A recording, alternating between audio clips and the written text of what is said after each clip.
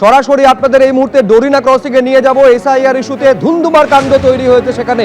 দেখতে পাচ্ছেন মূলত যে অভিযোগ করা হচ্ছে ভোটাধিকার রক্ষা মঞ্চের তরফে যে দ্বিতীয় যে সাপ্লিমেন্টারি লিস্ট, বহু বৈধ ভোটারের নাম বাদ দিয়ে দেওয়া হয়েছে, তার প্রতিবাদে এই ছবিটা একবার দেখুন।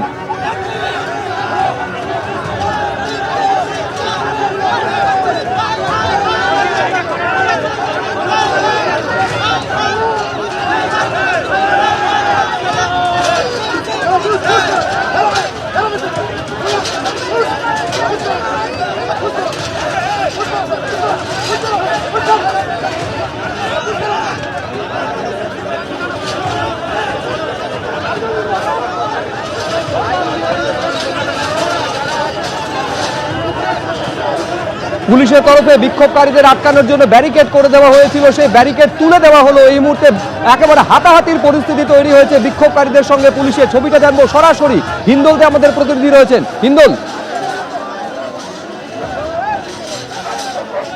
একেবারে দেখো, পুলিশের সাথে কিন্তু ভোটাধিকার মঞ্চ তাদের যারা সমর্থক ছিলেন তারা কিন্তু একেবারে পাকসা কাছ থেকে মিছিল করে আসেন। পুলিশ তাদের নিরাপত্তা দিয়ে নিয়ে আসে এবং তাদের যেটা দাবি যে এসআইআর তারা মানছেন না, এসআইআর প্রত্যাহার করতে হবে এবং বহু ভোটার, বৈধ ভোটারকেও কিন্তু এই এসআইআর মাধ্যমে তাদের নাম বাদ যাচ্ছে এবং বিভিন্ন রকম যে অভিযোগ দীর্ঘদিন ধরে বিভিন্ন রাজনৈতিক দল তুলছে, তেমনই কিন্তু এই যারা এই মিছিলে সামিল হয়েছেন তারাও কিন্তু সেই অভিযোগই করছেন এবং সেই দাবি নিয়েই তারা পাকসাকাসের কাছ থেকে সেই মিছিল শুরু করেছিলেন এবং সেই মিছিল শুরু করে যখন তারা ডরিনা ক্রসিংয়ে আসেন, কেননা তাদের অনুমতি কিন্তু অর্থাৎ কিনা ভোটাধিকার রক্ষা মঞ্চের অনুমতি কিন্তু ওয়াই চ্যানেল পর্যন্ত ছিল বা মেট্রো চ্যানেল পর্যন্ত ছিল, সেই ওয়াই চ্যানেল একেবারে ক্রস করে তারা কিন্তু সরাসরি নির্বাচন কমিশনের অফিসের দিকে এগোতে যায় এবং যেহেতু তাদের আর অনুমতি নেই সেই কারণে পুলিশ সেখানে গার্ডরেল দিয়ে তাদেরকে আটকায় যে এর বাইরে যাওয়া যাবে না।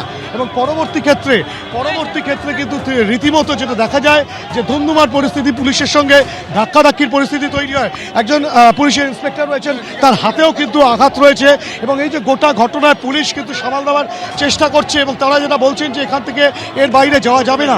পরিস্থিতিটা একবার দেখাবো, ক্যামেরা পার্সন অভিজিৎ দত্তকে বলবো সেই ছবি দেখাতে, যে এখানে কিন্তু এই ভোটাধিকার রক্ষা মঞ্চের যারা রয়েছেন তারা কিন্তু রীতিমতো ধুমধুমার পরিস্থিতি তৈরি করে। পুলিশ যখন তাদেরকে বাধা দেয়, এই পরিস্থিতিতে তারা কিন্তু নির্বাচন কমিশনের অফিসের দিকে যেতে চাইছেন, কিন্তু পুলিশ তাদেরকে আটকেছে, কেননা তাদের অনুমতি রয়েছে শুধুমাত্র ওয়াই চ্যানেল পর্যন্ত। যেতে দিতে যাচ্ছে না, এই আরএসএস এর পুলিশ আমাদের মেরেছে, নির্বাচন কমিশন আমাদের যেতে দিতে যাচ্ছে না, আমাদের নির্মম ভাবে মেরেছে। ইলেকশন কমিশন আমাদের যেতে দিতে যাচ্ছে না, এই আরএসএস এর পুলিশ। ইলেকশন কমিশন পর্যন্ত আমরা যেতে চাই, আমরা শান্তিপূর্ণ র্যালি করে নির্বাচন কমিশন পর্যন্ত যেতে চাই, আমাদের যেতে দিচ্ছে না। তাদের তো অনুমতি ওয়াই চ্যানেল আরএসএস চক্রান্ত ভাবেই আমাদের শান্তিপূর্ণ বাংলাকে বিশৃঙ্খল করার জন্য বিজেপি দালাল, এরা আমাদের মারছে, এরা চায় না বাঙালি নাগরিকরা তাদের ভোটার ফিরে পাক। কেন মারবে কলকাতা পুলিশ কেন মারবে? আমরা ইসিআই ঘেরাও করতে যাই, ইসিআই ডেপুটেশন দিতে দিচ্ছে না, কলকাতা পুলিশ ইলেকশন কমিশনের ডেপুটেশন দিতে দিচ্ছে না। আমরা এই এসআইআর বিরোধী আন্দোলন পুলিশ রোধ করতে চাইছে, পুলিশ রুখে দিতে। তাদের তো অনুমতি ছিল ওয়াই চ্যানেল পর্যন্ত, তারপরে আমাদের ইলেকশন কমিশন যাওয়ার অনুমতি আছে, ইলেকশন কমিশনে গিয়ে আমাদের ডেপুটেশন দেওয়ার কথা, আমাদের পুলিশ এখানে আটকে দিচ্ছে, পুলিশ আমাদেরকে যেতে দিচ্ছে না। দাবিটা মূলত কি? পুলিশ আমাদেরকে, তাদের দাবিটা কি? আমাদের দাবি হচ্ছে 2025-এর লিস্ট অনুযায়ী ভোট করতে হবে, আগে ভোটার পরে ভোট, আগে সব ভোটারকে ইনক্লুড করতে হবে, তারপরে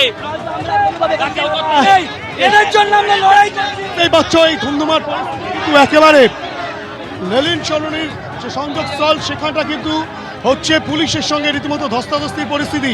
ক্যামেরা পার্সন অভিজিৎ দত্তকে বলবো আরেকবার ছবিটা দেখাতে। কলকাতা পুলিশের একাধিক আধিকারিক যেমন রয়েছেন, একাধিক পুলিশ কর্মী, তারা কিন্তু গোটা পরিস্থিতিকে সামাল দেওয়ার চেষ্টা করছেন। শান্তিপূর্ণভাবেই কিন্তু এই মিছিল প্রথমে আসছিল পাকসাকাস ময়দানের কাছ থেকে, সেই মিছিল শুরু হয়। ভোটাধিকার রক্ষা মঞ্চ নামে সেই মঞ্চ গঠন করে বেশ কিছু কর্মী সমর্থক, অর্থাৎ কিনা এদের মধ্যে যারা ছিলেন তারা কিন্তু পায়ে পা মেলান এবং তারা কিন্তু সেই মিছিল একেবারে ডরিনা ক্রসিং পর্যন্ত নিয়ে আসেন।